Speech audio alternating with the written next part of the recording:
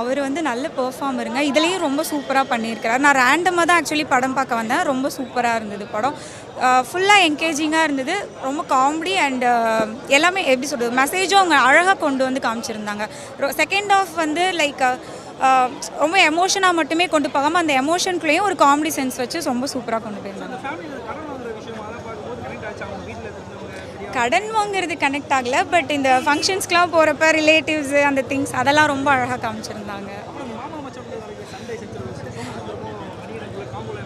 ரொம்ப சூப்பராக இருந்தது. அது வந்து லைக் ரொம்ப சூப்பராக ஒர்க் அவுட் ஆகிருக்கு.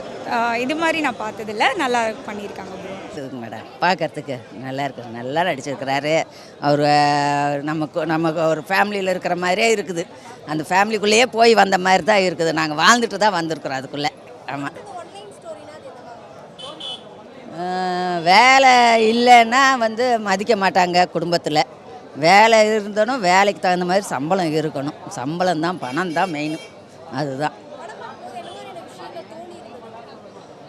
அதில் கஷ்டப்படுற மாதிரி இருந்த போதில் நம்ம கஷ்டத்துலேயும் கஷ்டப்பட்டால் அந்த மாதிரி தான் இருக்கும் அப்படிங்கிற மாதிரி தான் இருந்துச்சுங்க.